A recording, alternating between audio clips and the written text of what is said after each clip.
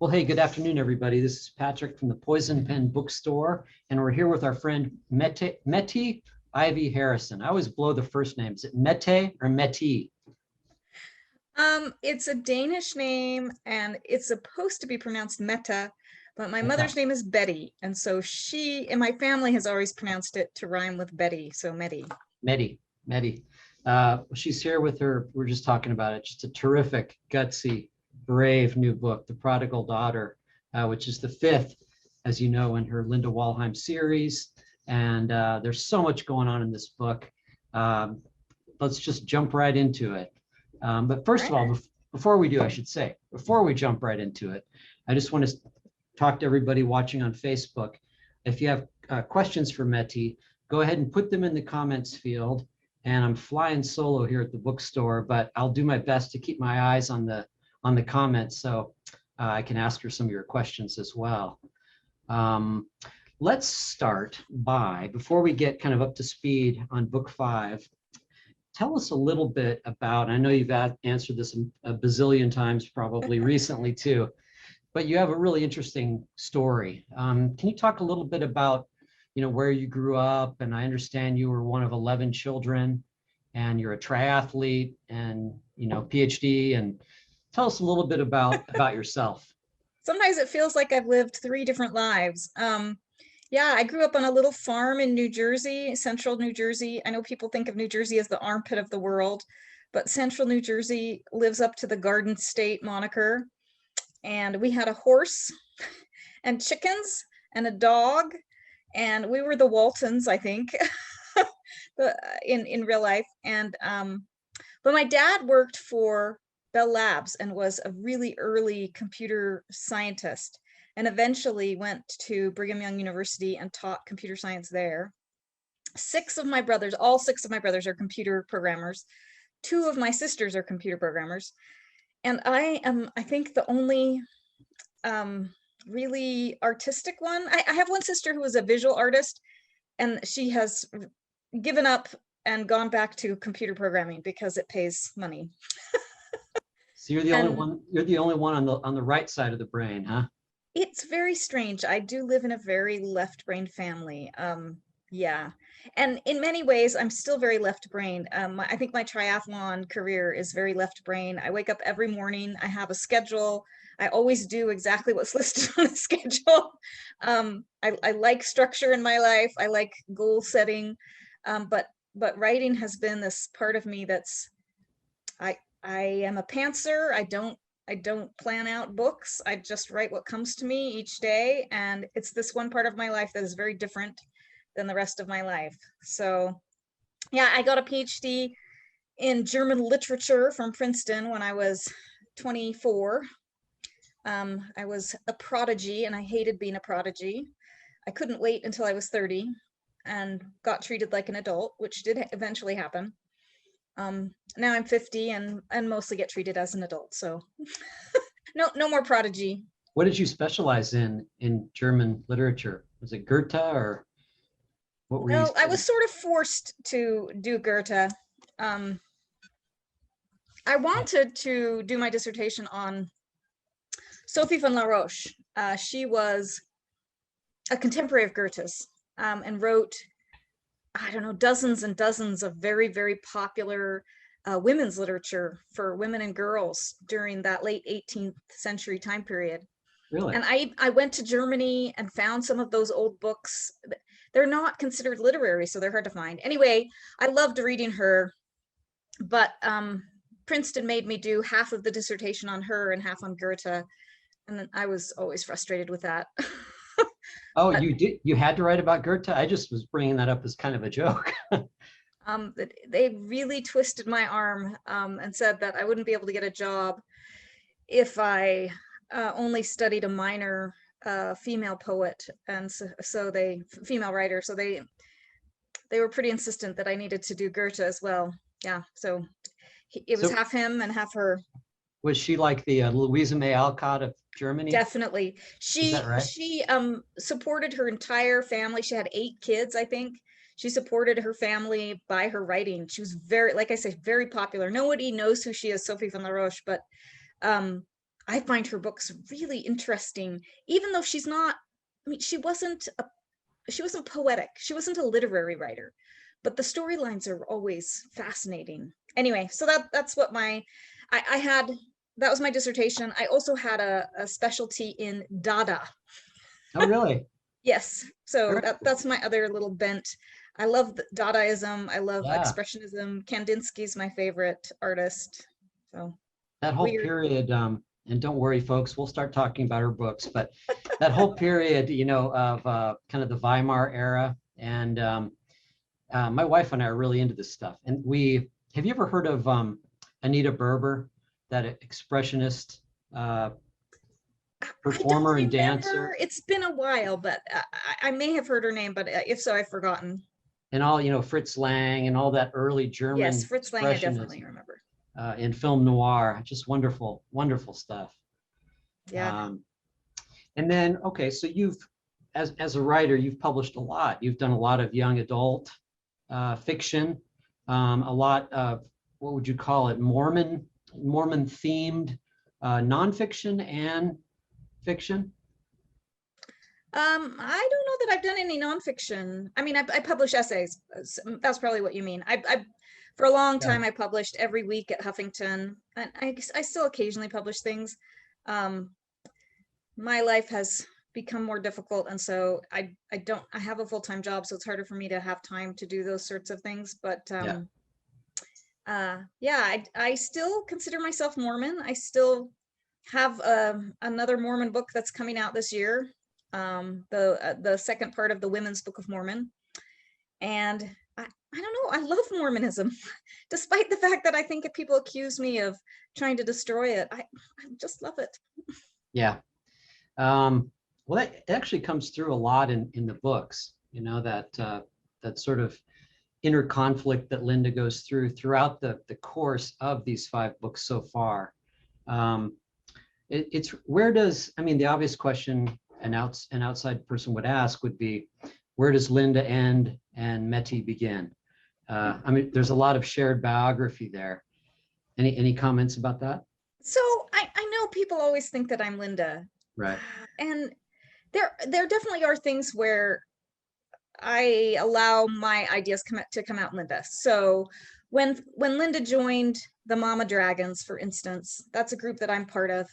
And that was me putting in my biography into Linda. But when I first conceived of her, I didn't think of her as me, because when I wrote The Bishop's Wife, I was pretty firmly an atheist. And I was looking for the kind of Mormon woman that if I believed again, could I be that kind of a Mormon woman? So I was looking outside of myself at my friends. I have a number of friends from my Princeton days who know who they are, and they know that I modeled Linda on them. And we're great friends, but I was not them at the beginning. And I planned from the very first that Linda was headed out of the church. I don't know if people think that I charted that out for her because I was doing that myself. It was never my intention to stop attending church or to have this massive upheaval in my life. That just happened along the way, accidentally almost, as I was exploring ideas. But I planned for Linda to leave because I thought that would be a much more dramatic story to tell than Right. Her staying or becoming more firmly committed to the church. And I have always written for a national audience and not for a Mormon audience. Yeah. If I had thought that this book might be popular with Mormons, I probably would have written the series very differently. But it was always intended for a non-Mormon audience, and that's what I have, had in mind. That's who I'm speaking to. Mormons sometimes will complain about the books that I go on and on explaining things that are obvious to everyone. I find that amusing because they're obvious to Mormons, but I'm speaking quite clearly to an audience of people who don't understand. Sure. Absolutely. Mormon things. So that's by gift, I suppose, to non-Mormons, and the annoying feature to Mormons who read the books. Well, it's interesting because there is, to those of us who are not, part of that group, there is a certain sense of otherness attached to it. It's a very, at least from an outsider's perspective, it's a very closed, Yes. insular system. Not unlike some other, similar groups, religious groups. But in each of the books so far, you've really dealt with, very serious societal issues and how they kind of bump up against Mormonism, or I'm not sure, I don't want to speak for you, but, issues of LGBTQ issues, obviously racism. In this new book, we talk about, sexual abuse and, homelessness, youth homelessness are big front and center issues in this new book. I know people use the phrase sexual assault, but I would call this a book about rape culture. Rape culture, okay. About and then about the unique Mormon angle. There are many things about rape culture within Mormonism that are the same as everywhere else. But I wanted this book to be about the things that are a little different about, what rape culture is. And when I say rape culture, I mean the ways in which women are blamed for their own sexual assaults and the ways in which men are excused from these or protected or even congratulated perhaps in some ways. So I wanted to have a Mormon bent on rape culture and be able to talk about scriptures and for instance, missions. Missions are a vital part of the Mormon male experience in particular, and how that relates in this book to, Mormon rape culture is really an important part of how it plays out and the protection of the young men who are involved in this assault. Is there sort of an unspoken, what happens on the mission stays in the mission sort of cultural feeling? No. It's sort of the flippant opposite. about It's it. like everything that happens before the mission is what happened in Vegas. We don't speak of that, right? Anything that happens before your mission, you clear up, you repent, and then it's gone because you need to go on a mission. It's important for the church to have that publicity, the visual image of those clean-cut Mormon missionaries who I'm sure look like they are perfect, that they adhere perfectly to the doctrine. That is something that needs to be upheld for the system to keep going forward without question. And so getting people on missions, getting young men on missions is really important. And then you start looking at how important it is for the fathers of these young men, for their sons to go on missions. And when they have power, then they can wield that power to make sure that their sons go on missions, no matter what they've done before.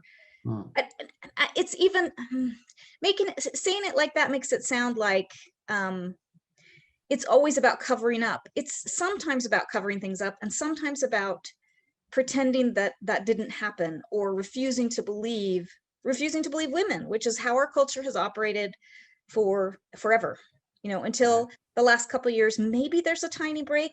Maybe some women are believed. I'm not sure we really have changed, but we're thinking about it. It seems like, at least from reading your books, there's that rigid inflexibility. It's funny because I was reading one of your or listening to an interview that you gave recently and you talked about how rigid and inflexible some of the non-believers were. I thought that was pretty cool. Yeah. Well, that was I think you were talking about my essay on ex-Mormons. Yeah. And I have become, yes, the 5 doctrines of ex-Mormonism. I have become rather disenchanted with ex-Mormonism and have started talking about how it's not really the people who are outside of the church. Ex-Mormonism is really people who grew up Mormon and have left the church formally, but are still very Mormon, but can't acknowledge that. Like, I feel like that fits me very well. I grew up Mormon. I'm still very much Mormon, even though I don't attend, but I feel like I'm trying to acknowledge the ways in which my Mormonism still comes out in everything that I think, in the ways that I interacted with in the world. That's part of the process of leaving, and it can be a very painful part. Right. Well, would you say that, these books, the process of writing these books, and I wanted to kind of pick your brain a little bit about the crime novel, and why you chose this particular genre.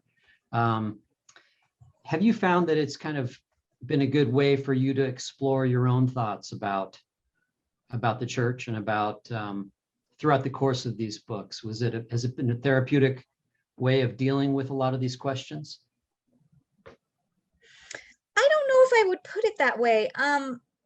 So I chose to write mystery because I feel like of all of the genres, mystery gives you a gigantic canvas for character development. That's what I find fascinating about mystery. The Great Mystery series, 20 or 30 books, and sometimes 20, 30, 40 years of someone's life. And you get to read a book a year and see how that character has changed bit by bit. I mean, there are different variants of that. Like the Sue Grafton style is a little bit different, where it's all compressed. So she's got the 25 books in the series, and then the character stays in the same time period generally, but you still get to see an enormous change in her personality over the course of those books, partly because Sue Grafton herself, I assume, changed dramatically as a writer. But I just love that gigantic canvas. For me, I feel like it's a bit of a love story to like homage to Mormonism, where I felt like Mormonism deserved to have that, a character who was deeply Mormon with this enormous canvas of, so you can see the life of one Mormon character from beginning to I don't know, that it'll hit the end. But I just wanted to have that scope. That to me, that's what attracts me to mystery. I can't think of another genre that has that kind of scope. And I used to write fantasy and science fiction, and those have scope as well, but I don't know that they have the same life character scope that mystery does. Absolutely. Well, it's always interesting to put people in conflict and see what happens, and I've always thought that the crime genre, at least at its best, can give you a look, kind of like a street level view of what's going on in American cities and global cities as well. But I'm thinking of American crime fiction. By looking at these difficult problems, and it can give you a view of the cities that, the regular kind of Ivy League themed MFA literary fiction can't often do, or maybe does in a different way. But yeah, I think that is true. But so before I wrote the Linda books, I wrote a very weird series of how to describe them. They're set in Salt Lake City, and they're mystery books, but they have a supernatural element to them. So there's like vampires and Mormons together in Salt Lake City. And I remember I pitched that book to a publisher as Salt Lake City. Like, here's the chance. The great mystery books have like Chicago or New York or LA, and I just don't know one that has Salt Lake City, and I think Salt Lake City deserved it. But the Linda books are more suburban than they are urban. But definitely this book, The Prodigal Daughter, is all Salt Lake City. It's, I tried to hit every little block of downtown Salt Lake, which is where I live now. And I wanted to make sure that if you've never seen Salt Lake, you read this book and you will have the feel of, getting to the great downtown library that's there, and the track station, and, just all the different parts, the mall, the gateway, the temple itself. Everything is there in this book. So she has a little jaunt over to Ogden, though, right? True. Yes, there's a little homage short, to Ogden there. Yeah, because her son lives in Ogden. I mean, this is the trick with writing a long mystery series that everybody has to deal with. It's the Murder, She Wrote problem, right? Where so you have this character who lives in a small town. How many people can die and be murdered in a small town, realistically? Wouldn't people just be running away from her because she's always involved? So yeah. I pull Linda into a different space than her regular Draper neighborhood. There's already been 3 murders there, so I was trying to get away from that murder capital of Utah. Right. Well, to give everybody a little hint, I remember the previous book is called Not of This Fold, which kind of gives us a hint of where things are headed. Although, as you say, they've always been kind of leaning in that direction from the beginning, if you read between some of the lines. The book opens notably with her in a couple's therapy group. And this kind of brings us back to a little bit about what I alluded to at the beginning about this very insular, closed world. This is would you say, a church-approved counselor. It's not, someone from the outside that's giving them counseling, correct? Yeah, I mean, there are a group of therapists who are, they are licensed by the state, but they are largely paid by the church who have LDS clients, and then bishops and wards pay for this for other people. So yes, there's very much an LDS therapist that Linda and Kurt are visiting in the first chapter of the book. Without getting too personal, the dialogue that they have in some of those, or some of the conversations, was there a little bit of reality?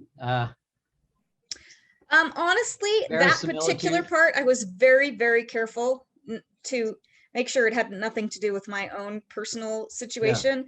Yeah, right. Just because that would have been unfair. I mean, they are in marriage counseling, but the arguments they have nothing to do with the kinds of arguments I had. Because I couldn't bring myself to do anything that close. But maybe the emotions are the same, in the sense that, emotions in the midst of a possible divorce are always running high. And again, the drama, right? I needed to have drama. This is a very dramatic scene that I start the book with. This book lacks a murder, right? It doesn't have a body. Most mystery books have a body on the first page. And from the beginning, when I first started writing these books, I have played with that convention in every single book. I delay and delay and delay the body on the first page thing. So this is an even further, edging. There's a mystery here. It's not a murder mystery. Well, I'm just trying to think of well, we're not going to give any spoilers, but obviously you're dealing with rape culture, as you say, and it's very sad.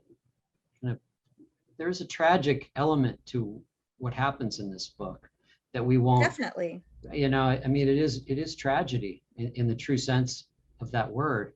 And while something happens, there's a violence that occurs towards the end of the book that we won't get into, but.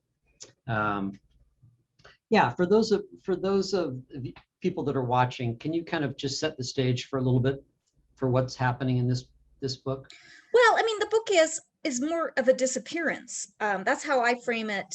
So after the first scene where there's this marriage counseling, Linda gets a call from her son, who lives in Ogden. Again, this is to move her out of Draper. So she goes up to Ogden, and her son's babysitter for his infant daughter has disappeared. And her parents are not interested in involving the police. Again, this is a classic thing where when you're writing about an amateur detective, you have to have reasons that the police are not the ones solving the crime. So her parents don't want to call the police. And so Linda is brought in to see if she can find anything out about why this girl has disappeared, where she might be, how she might be convinced to go back home to her parents.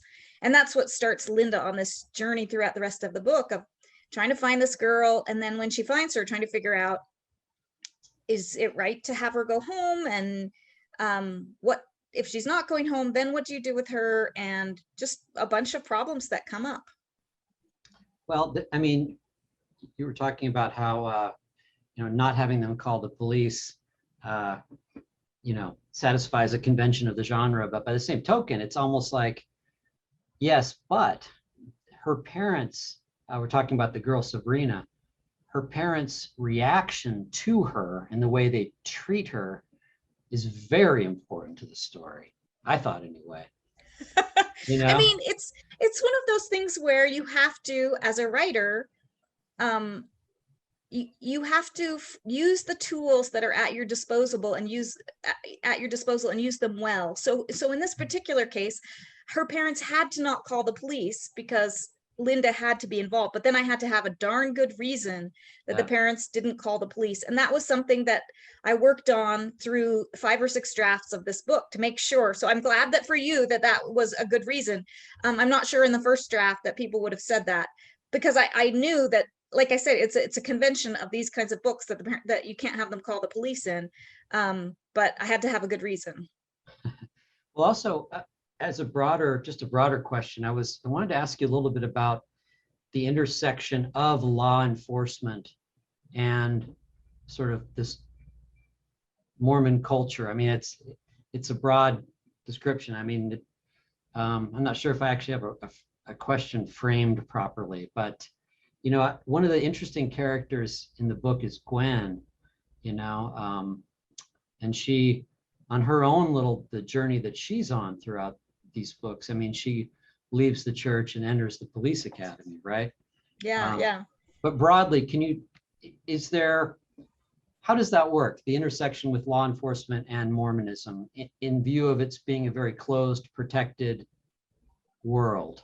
I mean, I think that law enforcement in Utah tries to keep the church and law enforcement separate. I don't know if they are able to achieve that, because it's just everywhere. Mormonism is everywhere. It's hard to not be Mormon when you are Mormon. Are a lot of the cops So, Mormon? I mean, a lot of everyone in Utah is Mormon or Mormon Right. adjacent. I don't know that there's a larger percentage of cops in Utah that are Mormon. There are a very large percentage of legislators in Utah who are Mormon. And that creates some interesting dynamics within the church and the legislature. But I think most of these are unconscious biases. I don't think that people think to themselves, oh, I'm going to make sure that the Mormon family doesn't get investigated because they're Mormons and they're my friends. That's not what's going on. It's just that you're used to assuming that if you meet a stake president, that he's a good guy. And those unconscious biases can be hard to investigate. And I suspect, again, they're everywhere. It's not like Mormonism is this special kind of place. If you know somebody who is a school principal, from your school, you're likely to give them the benefit of the doubt. That's the kind of thing that's going on in law enforcement. There's nothing nefarious. I know too many both non-Mormon and Mormon cops who are just excellent at their jobs, but it's the culture that pervades everything that I think makes it difficult to see even your own biases.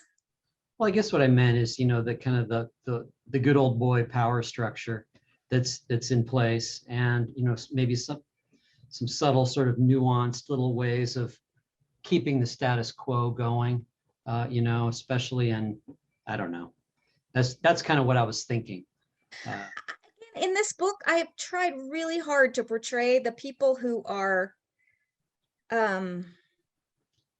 making the people in power who are covering up. No, that's the wrong word.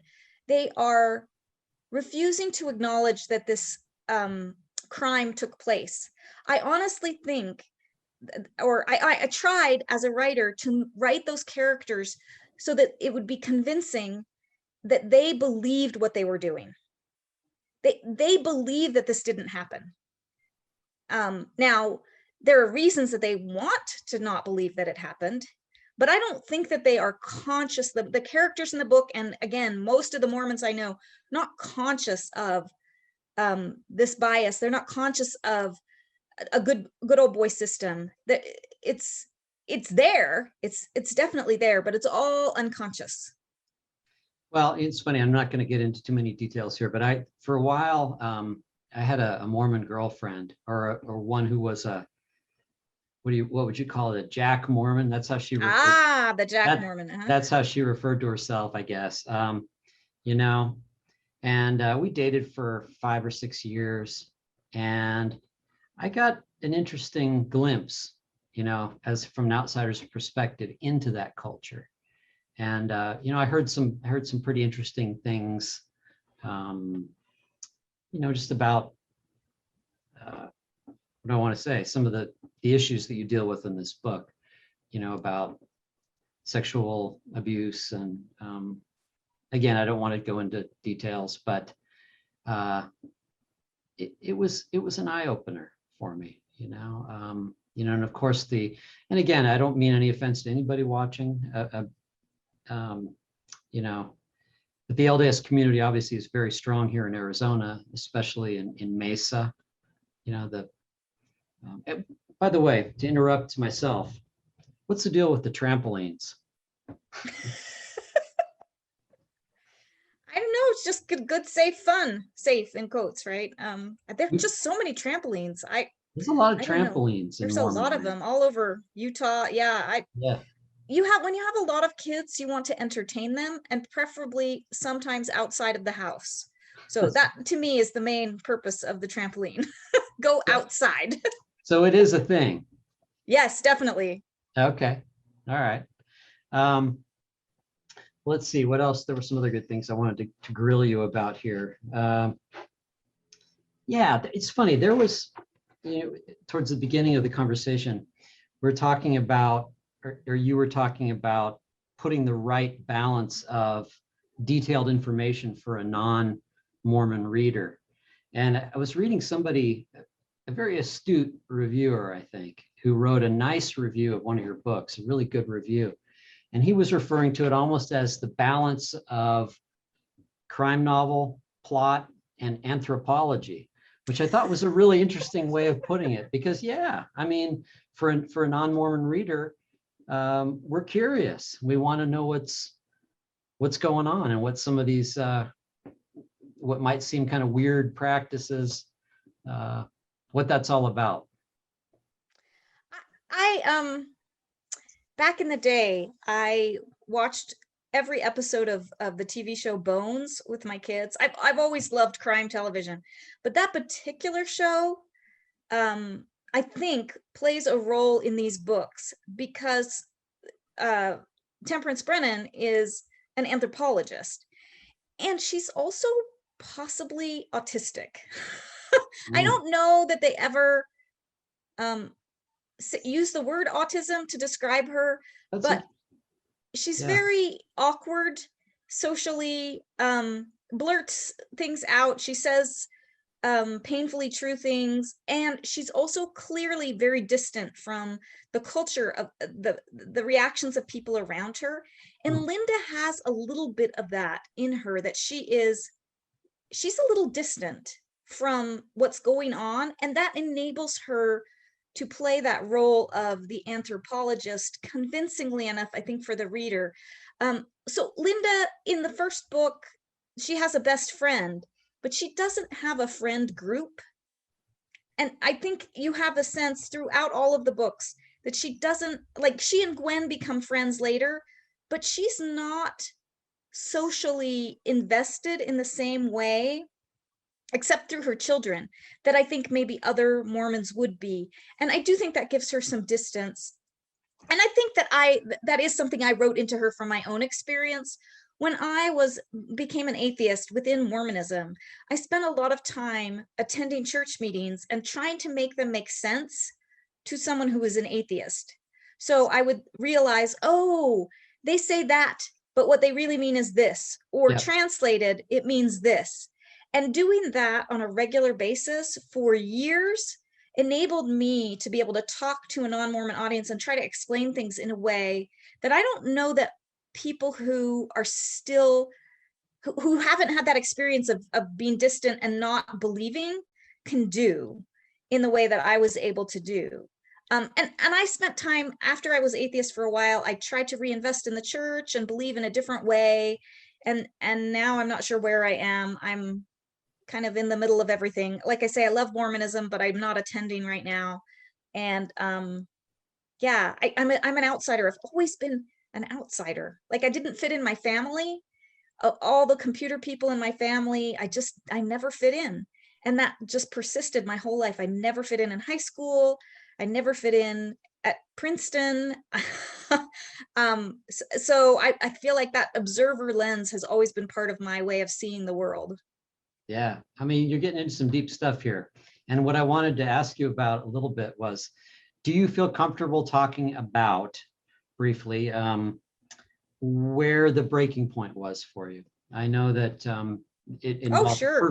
personal tragedy or loss. Well, I mean, I wouldn't, my daughter died in 2005, and I did write that into Linda's story because not in the first draft, but my editor said, I think correctly, that when you have an amateur detective who keeps investigating murder, there has to be a reason that they do that, because normal people don't keep putting their nose in dangerous places. So there has to be a reason. So I wrote that in for Linda, that she has this guilt over her daughter's death, which I also feel over my daughter's death, infant daughter.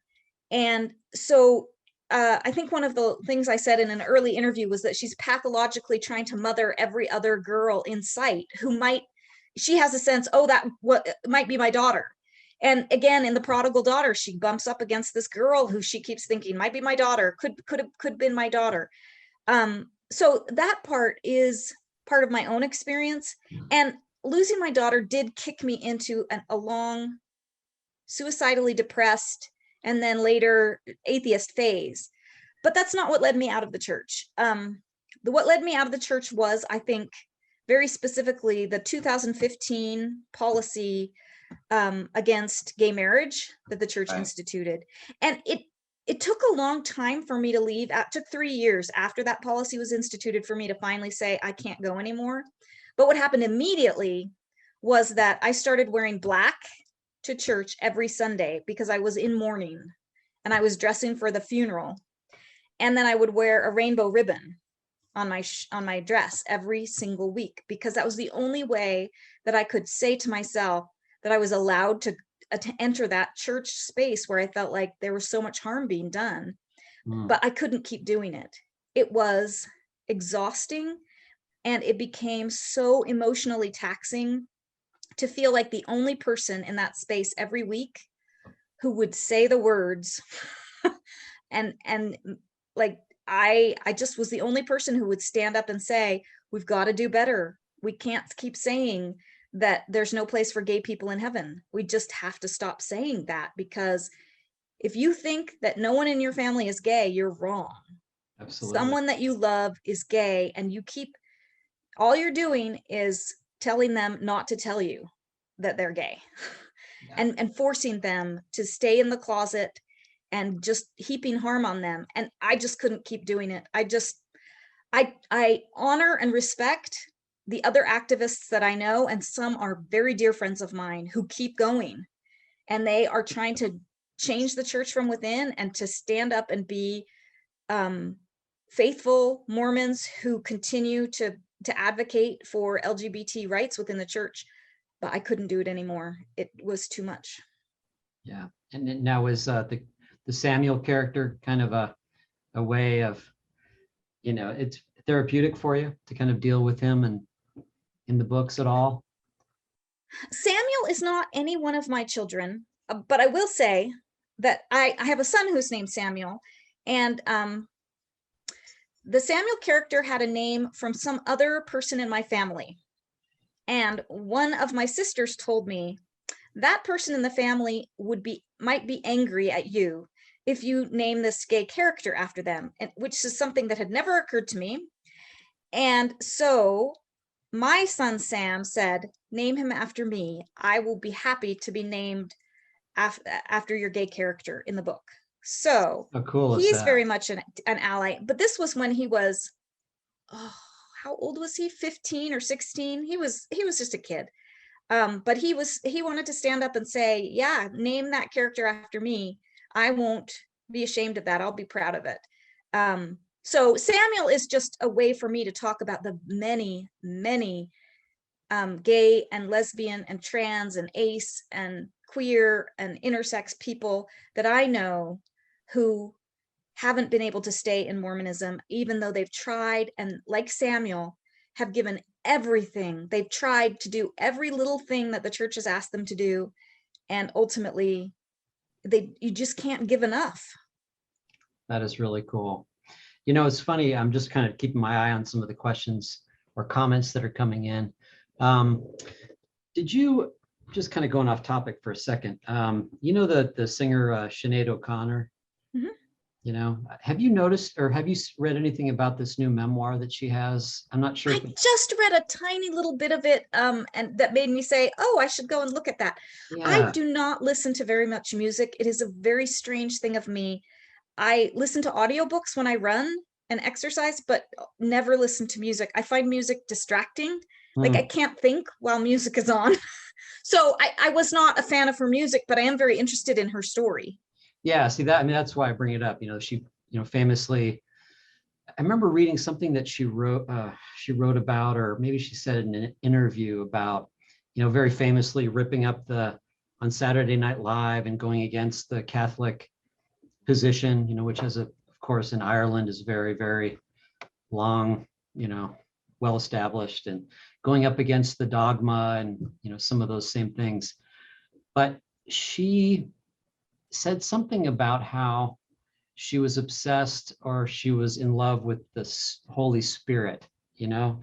Um, I thought that was really interesting because it, you know, there's this division between dogma and what this is all supposed to be talking about, you know, the great mystery, you know, that mystical aspect.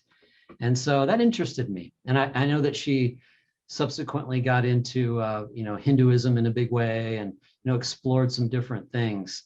So not to digress, but that should be an interesting memoir to check. Yeah, yeah, totally interesting. My kids say that I'm a Buddhist now, but I'm not sure I'm really practicing any form of spirituality. I've been working 60-hour weeks at my new job, just trying to keep my head above water, and so I don't have time for anything other than that and my triathlon. It's just like What's your new job? I work for Fidelity, a financial investment place. So Okay. totally different.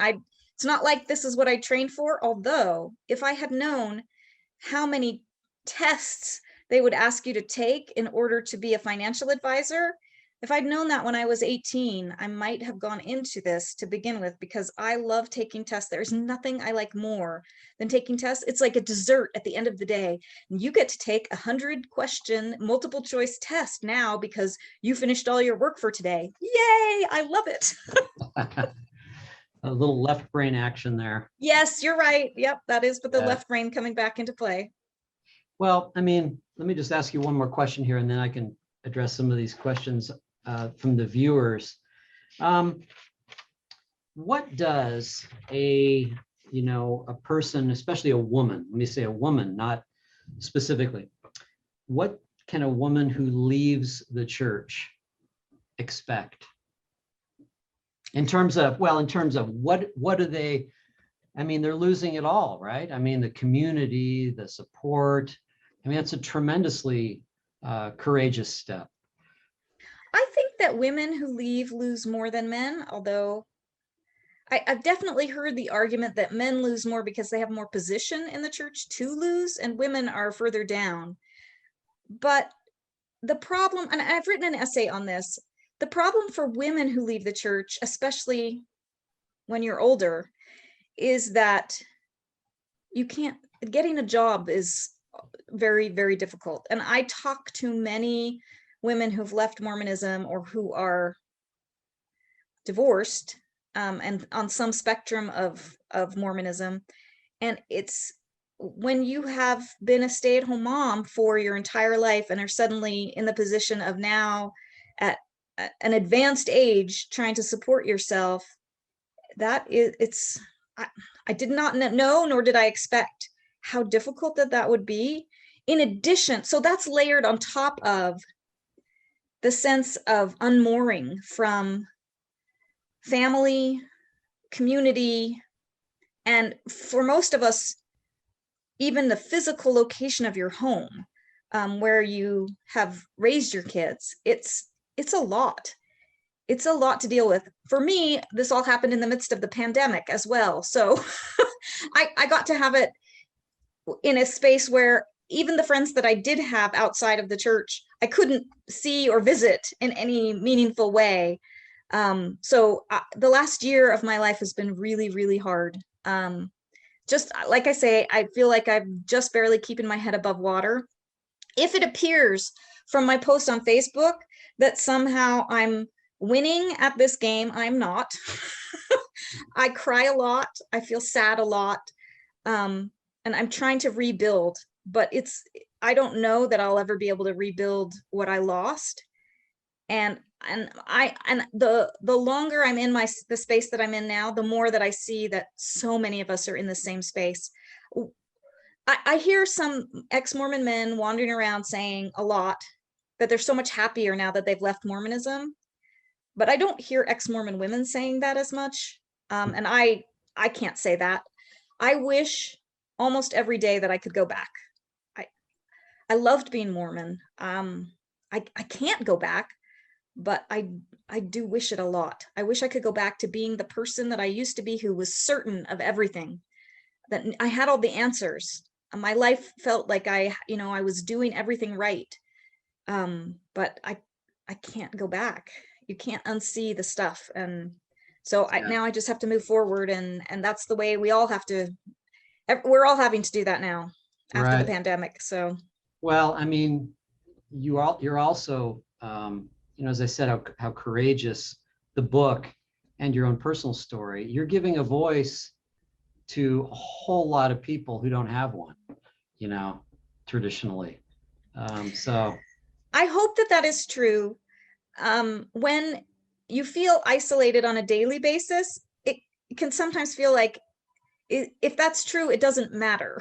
But I will try to lean more into, I am courageous and not, I was really dumb. There are a lot of days when I just think, that was really dumb. Why did you do that? Why did you destroy your own life in the way in which you did? And I don't have a good answer for that, other than I had to be me. Yeah. I ultimately had to live with the integrity that I was born with, and it led me here. And I'm going to try to make this space a good space that I'm in now. Let's see. So let's see here. The people who are looking. Tamarin asks, how might I get your signed book? Well, Tamarin, we have signed copies. We just got them. And yay! Yeah. I shipped them back. Beautiful signed copies. And you can give us a call. I'd put the link in, but I can't seem to figure out how to do it while I'm talking to Mette here. But if you just go to poisonedpen.com on our website, or give us a call, we'd be happy to hook you up. Let's see here.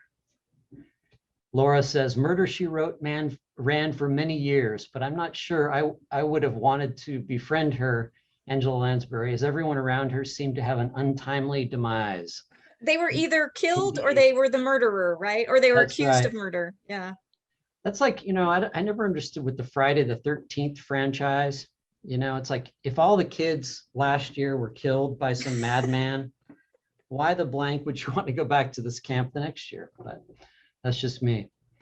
Let's see here. Janet asks, well, I think you've addressed this already. What has caused you to think that you are an atheist? Now that you're discussing your daughter's death, is that the cause? Blah, blah, blah. Well, you just went into that in great detail. No, actually, I do have a further explanation. Okay. So, when I asked people around me for the spiritual answer of, like, why did this happen to me? I felt like the answer that I got was that this was part of a plan, and that there was a lesson for me to learn from it. That led me to become suicidal, because it felt like behind that was the message that my daughter had to die in order to teach me a lesson, that there was no other way, that I was either too stubborn or too stupid to learn the lesson I needed to learn. The only way I could do it was if my daughter died, my infant daughter, who was completely innocent. That made me feel like I had to be the most terrible person that was ever on the planet if the only way to save me was to kill a baby. And then after I sort of worked through my suicidal thoughts around that, I eventually decided, well, what kind of a God would do that? And I decided, oh, I can't believe in that God. That God is, forgive my French, but a sadistic bastard. And I refused to worship him. So I was an atheist for a long time because I couldn't conceive of a different God than that, the one that would have chosen to plan to have my daughter die in order to teach me a lesson. I have eventually come around to believing in a different God sometimes.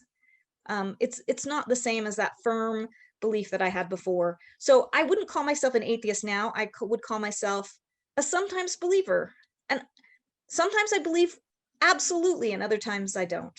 It just comes up and down. Amen. I can identify with that. Let's see. Okay. I think that's about it. There's just some comments and things like that, people watching. So where do you go from here with Linda? What can we expect with book 6? Well, this book was originally intended to be book 6, and my publisher ended up flipping the original book 5, which is a story about Samuel going AWOL from his mission. I don't want to say too much about that, but something happens and he flies home without the permission of his mission president, and he comes home to help Linda with an investigation. So that one hopefully will still come out. And then I have another one that I just wrote recently about Kurt getting involved in a murder instead of Linda, where he starts having questions about the church. Even though, in this book, he's very firmly attached to the church, he starts having his own questions on different issues. And he starts asking higher up leaders, and it gets him in trouble. And then there is a murder. Ooh, so wow. We'll see what comes up after this. Very cool. Yeah, maybe also a Samuel spinoff would be kind of cool. He takes the baton. Yeah. I have a short story that Gwen narrates after she becomes a police officer. I don't know if she's as interesting of a narrator as Linda, though. So I don't know. I think I'll probably stick with Linda. Is the Gwen story in third person or first? It's in first. But it's not published. So sorry, you can't read it anywhere. But it's I've toyed with different narrators. Wow. Well, very exciting. Well, Mette, it's been a real treat to talk with you. Thank you so much for doing this interview. Appreciate it. Yeah, thanks for spending the hour. I told one of my friends when he asked about the Poison Pen, I said, they are the best independent bookstore I've ever been to. So thank you so much. You guys are great. We really appreciate it. And we'd love to get you back down here, as we start to open up more and more. Be nice to have another in-person gig here. Yep, that would be great. You tell me when. You bet. All right. All right. Thanks everybody for watching. And congratulations again, Mette, on this terrific new book. Thank you. We'll stay in touch. Okay. All right. Take care.